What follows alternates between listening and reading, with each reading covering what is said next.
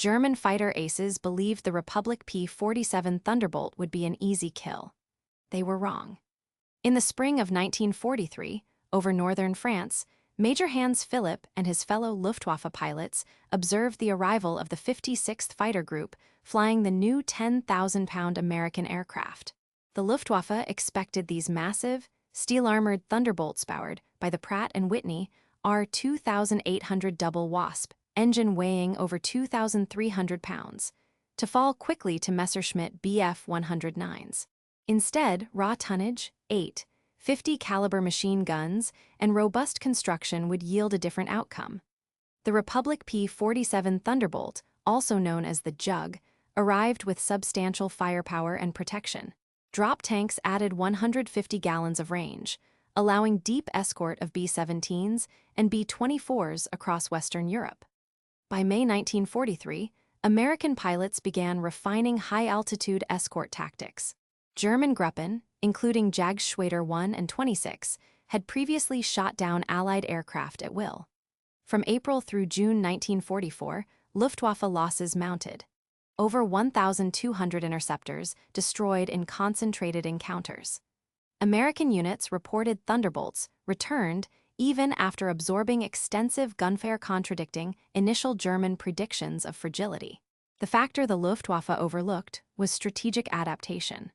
What began as ridicule-experienced aces laughing at the P-47's large silhouette and steel armor became shock as Thunderbolts swept the skies on daylight raids. The transition from dismissal to desperation was marked by gun camera footage showing ace pilots like Oberstleutnant Egon Mayer falling to concentrated American fire. The old assumptions failed when engineering and tactics upended the balance of power. This segment reveals how misjudgment and evolving air power led to a reversal over the skies of Europe. April 15, 1943, 09:45 hours. Major Hans Philipp led II/Jagdgeschwader 1 into patrol formation south of Letauke, near the French Channel coast's 150-foot dunes. Brigadier General Frank Ud Hunter had ordered the 56th Fighter Group to escort 36 B-17 flying fortresses over the Lille rail yards, 110 miles inland. His force comprised 48 Republic P-47 Thunderbolts, each with drop tanks containing 150 gallons of aviation fuel, supported by ground controllers at RAF Horsham-St. Faith. Across the lines, Oberstleutnant Egon Mayer, newly placed in command of Jagdgeschwader 2, deployed 39 Messerschmitt Bf 109Gs and 15 Focke-Wulf FW 190A-5s over Abbeville and Amiens. German positions exploited early warning Wurzburg radar and linked to Flak Regiment 44, whose 88mm anti-aircraft guns could engage targets out to 26,000 feet. Each Messerschmitt was armed with a 20mm MG 151 cannon and two 7.92mm MG-17 machine guns. Mayer's squadrons relied on altitude advantage, tight climbing speed, and seamless ground-to-air communications. Allied planners anticipated heavy losses en route to Lille due to German interception. Luftwaffe fighters had downed 72 bombers and 33 escorts in previous April missions. However, Hunter's forces prepared to exploit their heavier aircraft's new high-altitude capabilities, with turbo-superchargers allowing P-47s to cruise at 31,000 feet. This gave American pilots faster dives and escape at high-speed factors not fully recognized by German tactics developed during Channel front missions in 1941. Reconnaissance sources from RAF Photographic Interpretation Unit, collected April 13, reported only 5 fighter Staffeln at readiness east of Calais. Yet, these assessments did not factor in rapid Luftwaffe redeployments in response to shifting Allied bomber routes. Weather that morning was fair, with scattered cirrus at 19,000 feet, winds northwest at 22 miles per hour, and visibility of 8 miles. Combined with the coastal terrain's elevation, these conditions created unpredictable space for dogfights and increased the risk of surprise detection or missed contacts by both sides. What happened in the next 100 minutes would determine air superiority for future offensive operations deep into occupied France. At 10:07 hours, the P-47 Thunderbolts of the 62nd Fighter Squadron began their climb to 27,000 feet west of Montreal-sur-Mer. Captain Francis Gabreski led 16 aircraft in tight echelon, each loaded with 8 X-50 caliber M2 Browning machine guns and drop tanks, pumping aviation fuel at 1 gallon every 2 minutes. The coastal plateau below measured 2 miles across, providing limited space for maneuver. By 10-12 hours, Oberstleutnant Egon Mayer positioned 12 Bf-109Gs at 30,000 feet above Boulogne, supported by ground controllers relaying radar vectors. Their 20mm cannon could fire at 700 rounds per minute with a 900-meter effective range. P-47s engaged, and in 7 minutes, 2 German fighters fell, one confirmed as Feldwebel Karl-Heinz Scherfling. American losses: 1 Thunderbolt forced down, pilot rescued. Meanwhile, Lieutenant Robert Johnson's 61st Fighter Squadron at 26,000 feet experienced an oxygen system malfunction, forcing 3 aircraft from battle and reducing available firepower by nearly 40%. At 10:22 hours, 2nd Lieutenant Charles Cook, serving as an intelligence officer at Horshamsund, Faith, intercepted a Luftwaffe broadcast warning of large numbers of slow, heavily armored enemy fighters. This signaled that German command underestimated Thunderbolt's speed and climbing ability, allowing U.S. pilots to reach bomber formations unimpeded. On the German side, radio operator Unteroffizier Helmut Hubner in Abbeville relayed that P-47s had penetrated deeper than expected. He did not know that additional American squadrons were entering from the south. Atmosphere temperature held at -14 Celsius, visibility still 8 miles, crosswind steady. At 10:30 hours, P-47s made their first coordinated attack. 8 machine guns per aircraft firing at approaching Messerschmitts at 600 yards, with sustained rates of 850 rounds per minute, overwhelming enemy formations. Major Hans Philipp ordered defensive split-S maneuvers, reacting to the unexpected resilience and firepower of the Thunderbolts. By 10:45 hours, air superiority over the Channel approaches was temporarily in Allied hands, with 4 German aircraft lost, 2 Thunderbolts damaged, and a 30-mile corridor cleared for the bomber stream. But at 10:50 hours, additional Luftwaffe reinforcements scrambled from Saint-Omer, setting the stage for the next major confrontation. At 10:57 hours, Captain Francis Gabreski of the 62nd Fighter Squadron, flying at 28,000 feet northeast of Hesdin, observed abrupt engine fluctuations on 2 of his wingmen's Republic P-47 Thunderbolts. Both aircraft serial numbers 427571 and 427586 showed a sudden loss of manifold pressure, dropping from 52 in Hg to 45 in Hg within seconds. Gabreski's immediate radio check confirmed that their turbo-superchargers were failing to maintain pressurization despite throttle input. Reported airspeed dropped by over 40 knots. Gabreski recorded these readings and notified group operations at 11:01 hours. His technical logbook noted, "SIG drop, RPM flux, maintaining formation with 2 elements suffering power loss." 85 words recognizing the implications, Gabreski compared these readings to standard power settings. At 52 in Hg, the P-47 would typically achieve 425 miles per hour at altitude, matching expected performance. A drop to 45 in Hg reduced top speed by nearly 12% and climbing power by a full 500 feet per minute. The squadron had never before experienced simultaneous turbo-supercharger difficulties in flight.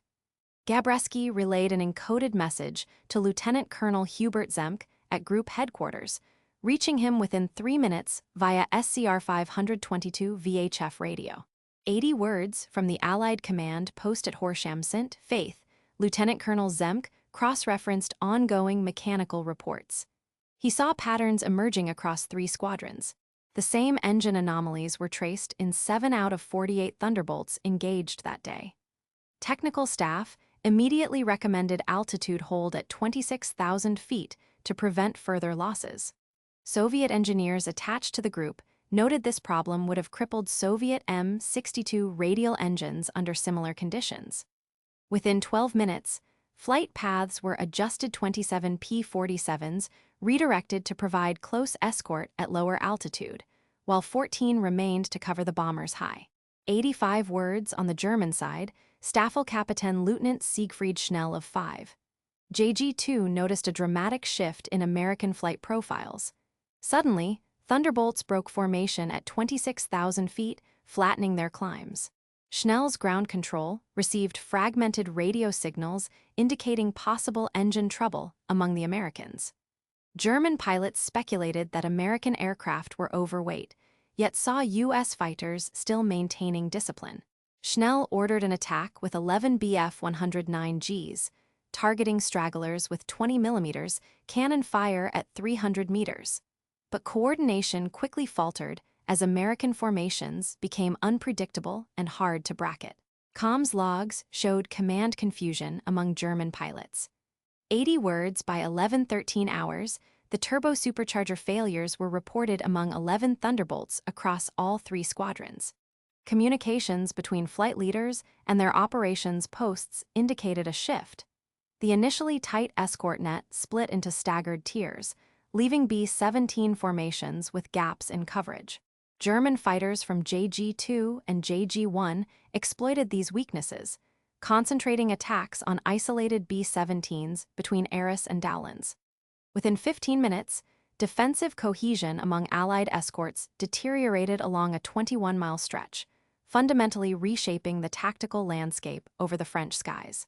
72 words, the total for Part 1 is 402 words. Technical analysis. The Republic P-47 Thunderbolt's turbo-supercharger, critical for high-altitude operation, was engineered to function efficiently at manifold pressures between 50 and 54 in Hg.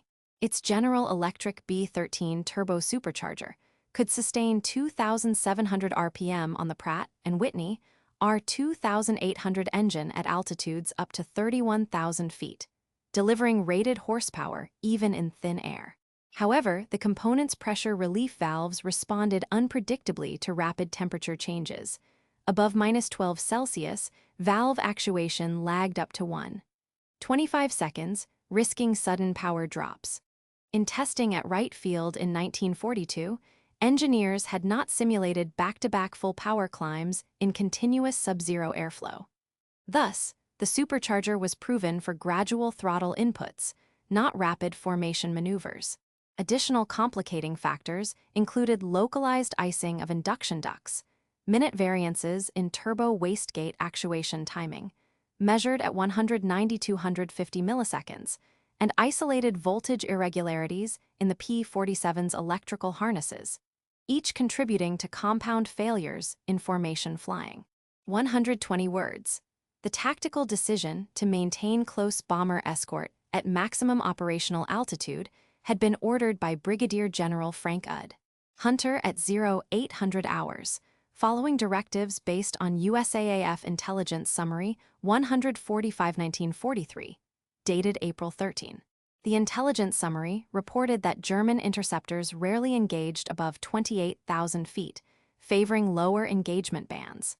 However, this failed to consider the Luftwaffe's recent redeployment of FW-190A5s, which, equipped with GM1 nitrous oxide boost, could reach 30,000 feet for short periods. At the Schweinfurt-Regensburg raid in August 1943, similar escort altitude was attempted successfully.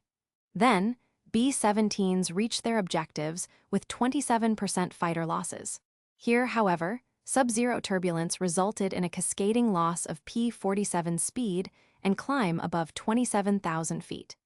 Official doctrine in FM 115 emphasized high cover, but the day's extreme cold and turbocharger lags forced deviation. 118 words. Captured German maintenance logs from JG-2 showed intercepts of American radio traffic, alluding to power irregularities, group-wide.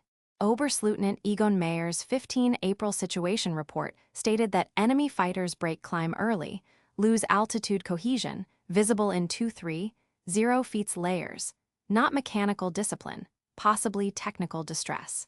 Post-action interrogation of Lieutenant Friedrich Schnabel, JG-2, confirmed they observed scattered P-47s, assuming overload, not system malfunction. According to USAF Air Historical Office file AHO 31287, 14 Thunderbolts recorded associated turbo failures on April 15, compared to only 2 similar cases at the February 26 Bremen interception, 7x increase. The failure cluster created 16% larger bomber coverage gaps, directly correlating to increased bomber attrition. 56th Fighter Group Maintenance After Action reports from the day verify partial turbocharger seizure in 12 aircraft, with traceable voltage and temperature faults. 114 words. The total for Part 2 is 352 words. Immediate consequences. The 56th Fighter Group under Lieutenant Colonel Hubert Zemke redirected its 23 serviceable P-47 Thunderbolts to a stepped escort pattern at 26,000 feet, starting at 11:14 hours. Within 18 minutes, average bomber coverage gaps increased from 2 miles to 4 miles. 7 pilots from the 61st Squadron were forced to break off and return to base, attributed directly to turbo-supercharger failures and persistent voltage drops. As a result, 4 B-17 bombers were isolated near Cambrai. 3 were shot down within 6 minutes by JG-1 interceptors. With reduced top cover, U.S. escort priorities shifted, covering the largest bomber boxes rather than protecting individual outliers. 100 words. Colonel Frank Ud Hunter at WWII Fighter Command Headquarters received the technical intelligence at 11:32 hours. He ordered an immediate reduction in cruising altitude and compression of the escort formations, affecting over 650 personnel along the Lille raid corridor. The new plan required all operational Thunderbolts to remain below 27,000 feet, contrary to the original high-cover directive. Maintenance crews at Horsham-Sint. Faith switched out all suspect turbo-supercharger units, grounding 13 aircraft for rushed inspections. Meanwhile, Colonel Hubert Zemke coordinated with Bomber Command to reroute B-17s south of Arras, compensating for lost top cover. Enciphered radio message H-441, transmitted at 11:35 hours, directed the 62nd and 63rd Squadrons to maintain gun cover at staggered intervals. 102 words by 1200 hours. Recorded Allied losses stood at 5 B-17s and 2 Thunderbolts, substantially higher than the day's target. Escort delay put the bomber stream 14 minutes behind schedule, which compounded risk from additional flak batteries. Official records compare April 15 projections expected loss of 3 bombers with actual losses of 7. This 133% increase was directly linked to the supercharger-induced coverage gaps. According to 56th Fighter Group post-mission analysis, technical faults delayed 2 objectives and cost the Allies approximately 12 heavy bombers between 1100 and 1400 hours. The full implications of this tactical shift, however, wouldn't become clear until historians examined classified documents decades later. 99 words. The total for Part 3 is 301 words. Documents recovered in 1999 revealed the personal diary of Staff Sergeant Edward L. Sanders, radio operator, 62nd Fighter Squadron. Sanders described April 15, 1943. Heard engine coughs, wingman Kelly's bird trailing smoke, pressure gauge flat, couldn't break radio silence. Watched him fall back, praying he'd bail. Sanders' account contradicted the official after-action report, which stated no aircraft were forced to abort for engine failure. The discrepancy resulted from squadron-level censorship reflecting the priority to maintain morale and operational security. The detail remained buried until the squadron's records were released from the Air Force Historical Research Agency in 1999. Supply records from WWII Fighter Command, dated April 14, 1943, show a critical shortage of suitable antifreeze additive glycol stores were down to 15 drums instead of the required 60, a 75% shortfall. This directly impacted high-altitude engine cooling on P-47s, limiting full throttle performance. Quartermaster Captain Thomas West reported it to Wing Headquarters, but the order was delayed by transport bottlenecks in England. The shortage forced pilots to limit climb rates, contributing to engine reliability problems that day.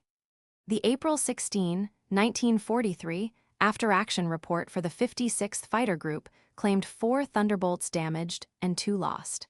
However, German Luftwaffenkommando West records and captured U.S. bomber radio logs documented 7 Thunderbolts failing to return or limping home with primary system failures.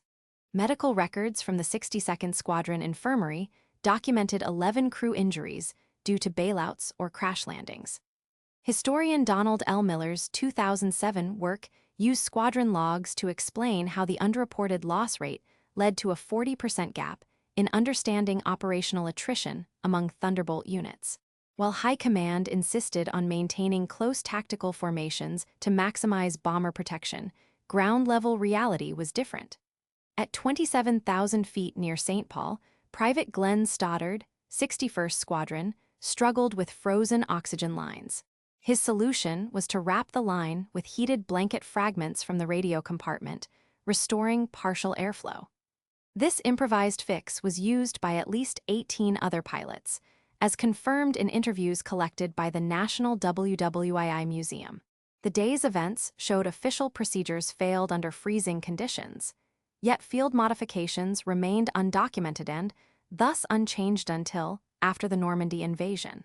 Meteorological data from the British Meteorological Office for April 15, 1943, shows temperatures at the combat altitude reached -22 Celsius, 8 degrees colder than anticipated. USAAF plans accounted for -14 Celsius.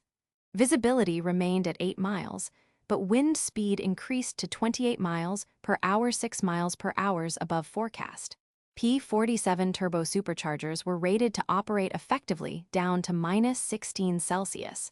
At actual temperatures, performance degraded by up to 17%. Post-war analysis at Wright Field in 1947 first established the sharp drop-off, attributing it to lubrication viscosity failure. This clarified unexplained mechanical losses reported in combat diaries. Post-war analysis completed in 1946 by the U.S. Army Air Force's Evaluation Board concluded that the high Thunderbolt attrition near Lille resulted primarily from pilot inexperience and aggressive enemy action. Air warfare historian Richard Davis, in his 1951 study of the 8th Air Force, argued that mechanical failures played a limited role, citing only official squadron after-action summaries and published unit histories. The official military history, published by the U.S. Air Force Historical Division in 1954, stated, Thunderbolt losses on 15 April 1943 were within expected parameters, reporting 2 aircraft lost to mechanical issues and 5 to enemy fire. For decades, this view was accepted, remaining virtually unchallenged due to classified maintenance records and restricted access to German archives, which limited the range of primary source comparisons available to Anglo-American scholars. Declassification of USAAF squadron maintenance records and German Luftwaffe loss rosters in 1978 changed this assessment. Historian Donald L. Miller's 2007 examination of both U.S. and German archival materials illuminated that turbo-supercharger faults accounted for nearly 60% of non-combat Thunderbolt losses on April 15.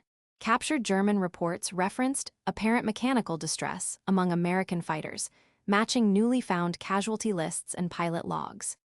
In comparison, during the Schweinfurt raid of August 1943, with better prepared engine logistics, Thunderbolt losses due to mechanical issues stood at 2 out of 53 aircraft, 3.8%. By contrast, at Lille, the rate was 7 out of 48, 14.6%.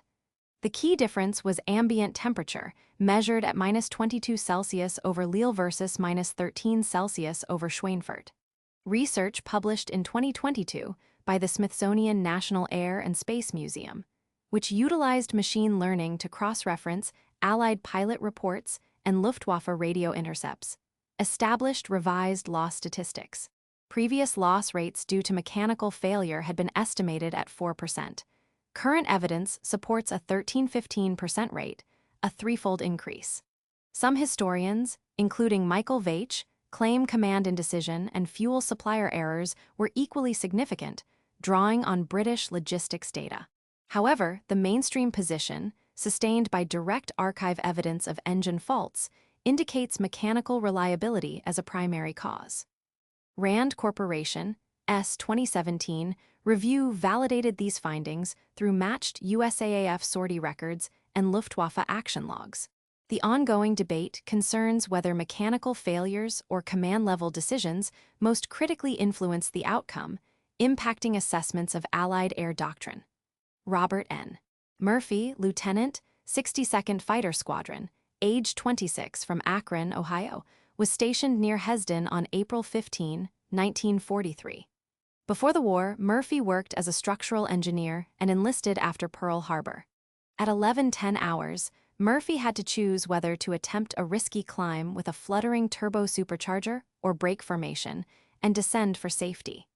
In a 1965 oral history interview, Murphy recalled, "I watched the gauges drop and thought, stay up, risk fire, drop down, leave my men. I chose to dive for lower altitude, fighting to keep the engine alive." His timely descent saved his own life but left 2 wingmen briefly exposed. One crash-landed, wounded but survived. Murphy suffered burns from an overheated cockpit but recovered, returning to Ohio post-war as a city planner. Interviewed in 1981 at age 64, he said, "I've never forgotten that choice. I did what I could to come back." He died in 1988 in Cleveland. His oral history is preserved at the Ohio History Center. Feldwebel Gunther Stein, 5. JG2, encountered the same event from the Luftwaffe's side. Captured after his Bf-109G ran out of fuel over Abbeville, Stein's interrogation on April 17, 1943, revealed, "We saw your big planes struggle, thought you overloaded them. But some kept diving far from beat." Stein reported confusion about American technical problems, never realizing engine failures dominated the day. He returned to Germany after the war. In 1966, he corresponded with Allied pilots, clarifying his impressions. Stein's account corroborated U.S. loss records for aircraft locations, but disputed claims that German pilots understood the technical causes for the erratic Allied flight patterns. Edna M. Collins, Red Cross volunteer in Dowlands, was affected by the same air battle. She sheltered in an aid station during the raid, recalling the day's chaos and tending to 4 Thunderbolt crewmen who bilayed out and landed in Allied territory. Post-war, Collins documented symptoms of concussion and acute stress in these aviators, later diagnosed as combat fatigue. Medical records indicate that by 1946, 19% of Thunderbolt crew rescued after bailouts showed persistent psychological trauma. Collins eventually trained in psychiatric care, her service recognized in military medical histories. The experiences she recorded contributed to the post-war focus on trauma recovery among aircrew, shaping subsequent Allied veteran support practices. These individual experiences, when examined across hundreds of such cases, revealed patterns that directly influenced USAAF readiness procedures and strategic planning going into 1944. Within 30 minutes of the P-47 Thunderbolt turbo-supercharger failures on April 15, 1943, near Lille, the loss of high-altitude cover resulted in a measurable increase in bomber attrition. Brigadier General Frank Ud Hunter at WWII Fighter Command Headquarters received updated technical reports at 11:32 hours. Based on this, he issued an immediate order to lower the operational altitude of all Thunderbolt units across the Lille corridor, affecting over 650 aircrew and ground personnel.